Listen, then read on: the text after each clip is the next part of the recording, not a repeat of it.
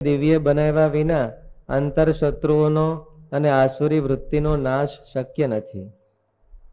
પ્રાણનો આહાર તથા ઇન્દ્રિયોનો લૌકિક આહાર પોતાની સાથે વિકૃતિઓના અનેક બીજ લાવે છે.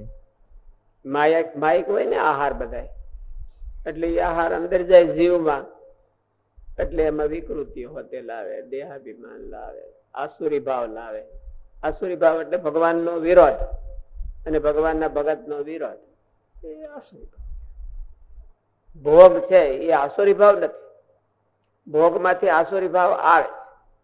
ભોગમાં અતિ આસક્તિ થઈ જાય તો આસુરી ભાવ આવે. ભોગ એ આસુરી ભાવ નથી. ઇન્દ્ર ભોગી છે પણ એ દેવતાનો રાજા છે, આસુરી નથી. ઇન્દ્ર ભોગી છે, એને ભોગ બહુ સારા લાગે.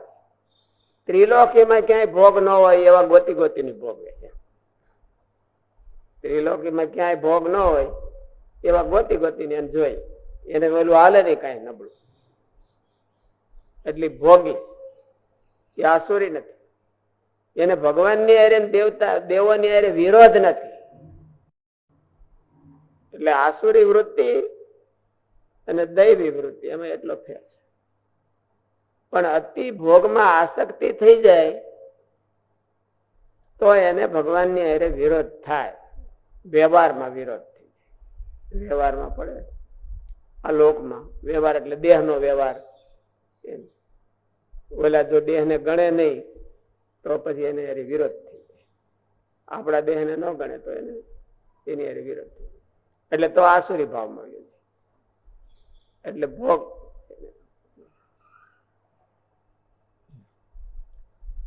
ઇન્દ્રિયોને શુદ્ધ અને દિવ્ય બનાવ્યા વિના અંતર શત્રુઓનો અને આસુરી વૃત્તિનો નાશ શક્ય નથી. પ્રાણનો આહાર તથા ઇન્દ્રિયોનો લૌકિક આહાર પોતાની સાથે વિકૃતિઓના અનેક બીજ લાવે છે. તેથી પૂર્ણ આહાર મળતા કામ ક્રોધાદિક વિકૃતિઓ દૂર થતી નથી. શાસ્ત્રાનુસારી અને યોગ્ય નિરાહારતા શારીરિક તથા માનસિક તમામ વિકૃતિને જીતવામાં ખૂબ જ મદદરૂપ બને છે. નિરાહારતાથી ધર્માદિક પણ જલ્દી સિદ્ધ થાય છે. મહારાજ કહે, ધર્મશાસ્ત્રમાં પણ કહ્યું છે કે એકાદશીનું વ્રત કરવું તે દિવસ કામ ક્રોધ લોભ સંબંધી ભૂંડા ઘાટ મનમાં થવા દેવા નહીં અને દેહે કરીને કઈ ભૂંડું આચરણ કરવું નહીં. મહારાજ કહે છે કે અમે પણ શાસ્ત્ર પ્રમાણે જ કહીએ છીએ કે એકાદશ ઇન્દ્રિયોના આહારનો ત્યાગ. સંપ્રદાયના ઇતિહાસમાં જોવો ને તો મહારાજે જેને જેને દર્શન દીધા એ લગભગ એકાદશી દીધા. એ એકાદશી રાતે હવારમાં નહીં, હવારમાં તો દશમ નો પા હોય. મહારાજે પેલા ધર્મદેવ ને એને બધા યજ્ઞ કર્યો હતો તો કે વૈશાખ સુધી એકાદશી દિવસે દર્શન દીધા. મહારાજે જે હું અવતાર લઈશ એવું કેવા હાટું ધર્મ ભક્તિ નું દર્શન દીધું. અને કોકને તેડવા આવે મહારાજ કહી જાય તો મોટે ભાગે મોસ્ટલી એકાદશી. કોઈ એવું નથી કીધું કે હું અમાહ ને દી તમને તેડવા આવે. આવતી એકાદશી તમને તેડવા આવે. એટલે એકાદશીમાં અલૌકિક પવિત્રતા હોતી છે.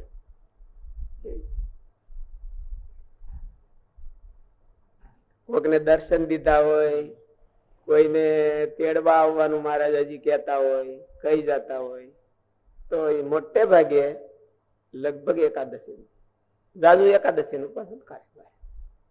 એકાદશી આવશે એટલે એકાદશી કઈ કહી છે. એકાદશીમાં દિવ્યતા છે. બીજો દિવસ નો પસંદ કરે મહારાજ ઈદ કેમ પસંદ કરે?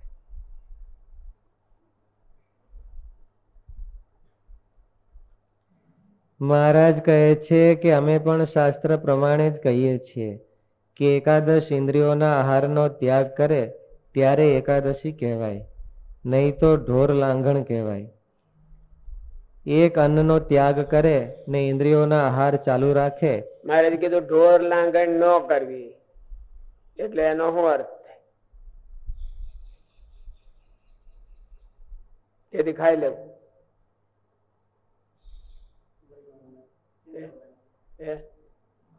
તો કે તેથી ખાઈ લેવું એમ એવું કે ઢોર લાંગણી ન કરવી એટલે હોય, ઢોર લાંગણી ન કરવી એટલે તેથી ખાઈ લેવું એવો નહીં એમ, પણ ઉપવાસ કરીને પણ બીજા ઇન્દ્રિયો સારી બધું દોડવા ન દેવાય એમ. ઉપવાસ તો કરવો, આહારનો તો ત્યાગ કરવો, તેથી ખાઈ લેવું એવું નહીં એમ. પણ ન ખાઈને કે ઉપવાસ કર્યા પછી આહારનો ત્યાગ કર્યા પછી ઢોર લાંગણ ન કરવી એમ. ત્યારે બધું દોડવા ન દેવાય તો ઢોર લાંગણ થઈ જાય. ઢોર લાંગણ, ઢોર ભૂખ્યું હોય તો વધારે દોડે કે ધરાયેલું હોય તો ઈશારે બધું વડકા નાખતું હોય ને એટલે ઢોર ના, ભૂખ્યું હોય તેથી ઇન્દ્રિયો વડકા નાખતી હોય છે બાજુ, એટલે કોઈક આડો આવ્યો તો એની ઉપર ઈ હોતે વડકા નાખવા મળે, એટલે વડકા નો નાખવા. આહાર નો ત્યાગ તો કરવો જ, પણ પાછા ઉપરાંત વડકા નો નાખવા. તો વડકા નાખે રે તો ઢોર લાંગણ થી. એટલે ઢોર લાંગણ કરવાની ના પાડી એટલે આહાર કરી લેવો એવું નહીં.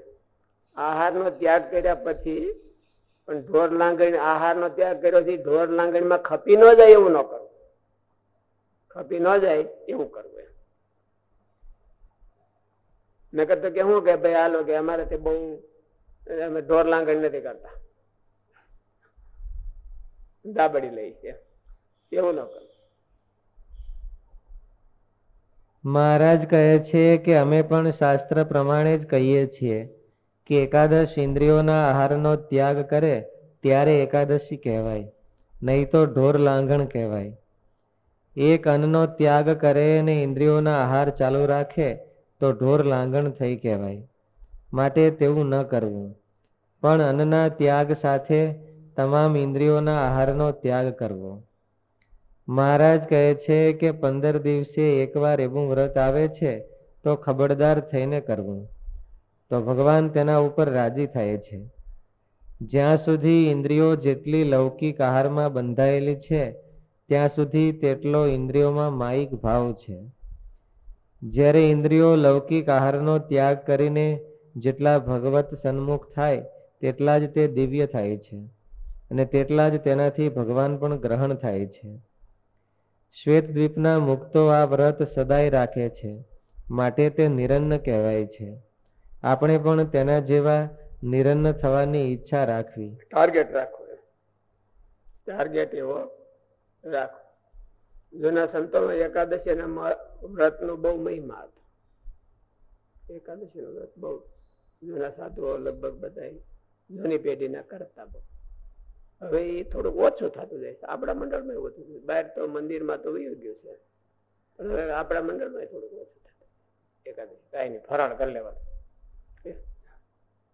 ફરાળ તો પદ્ધતિ થઈ ગઈ એટલે કરી દે.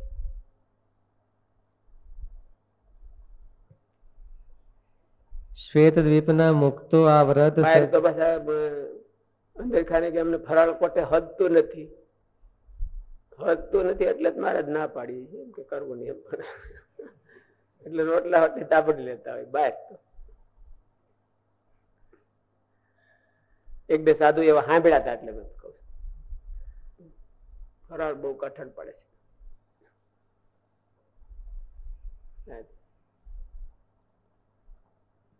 જ્યારે ઇન્દ્રિયો લૌકિક આહારનો ત્યાગ કરીને જેટલા ભગવત સન્મુખ થાય તેટલા જ તે દિવ્ય થાય છે અને તેટલા જ તેનાથી ભગવાન પણ ગ્રહણ થાય છે.